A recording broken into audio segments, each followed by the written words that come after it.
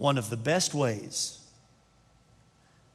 to absolutely wilt and fall apart in the face of overwhelming challenge is to make God small. There's a Disney movie back in the 80s called Honey, I Shrunk the Kids. Y'all remember that? Honey, I Shrunk the Kids. Church, we've shrunk God. We have forgotten, in many cases, we tend to forget how big and how powerful God is. Let me give you some examples of the way that we as Christians can very easily take our enormously powerful God and make him small. When we make God into someone we can boss around, we make God small.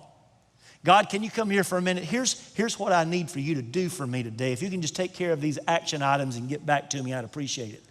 That transforms God from the creator, ruler of the universe into someone who is at our beck and call. That makes God small. Here's another way we make God small. When we make God a God of the gaps. Dr. John Lennox uses that term. The God of the gaps. What is the God of the gaps?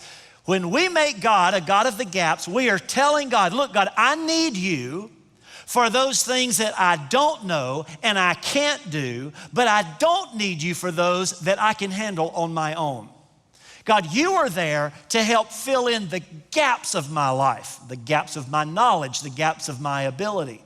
See, when we make God a God of the gaps instead of God of the whole thing, we make God small. We transform God from a big God to a small God. Or here's another way. Here's another way we can make God small.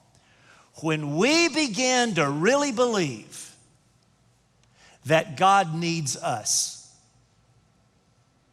Okay, Christian, I don't want to rain on anybody's parade, and I don't want to, strike a blow against anyone's self-esteem. But sometimes we think to ourselves, wow, man, you know what?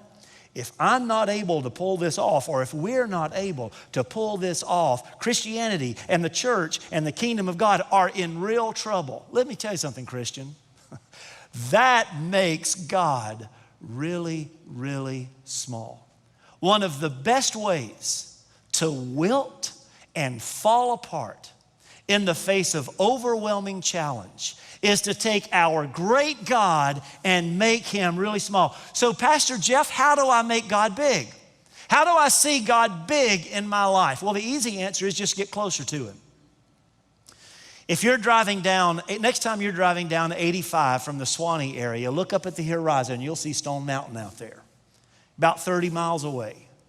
Now, you can see Stone Mountain on a clear day, but Stone Mountain appears to be nothing more than a little blip on the horizon from 30 miles away. But if you drive 30 miles and drive into Stone Mountain Park, and you get out of your car and you walk over to the base of that mountain and you look up, all of a sudden Stone Mountain looks a lot bigger than it did from 30 miles up the road. Listen, God looks much smaller from a distance than he does up close. So the best way to keep our view of God big in our life and to have the confidence and the boldness and the courage to embrace whatever the future may hold for us is to stay close to our enormously powerful God. Thank you for watching this video on First Redeemer's YouTube channel. If you enjoyed it, click like below and leave us a comment. And if you'd like more content like this, click subscribe and turn on your notifications. Thanks again for watching.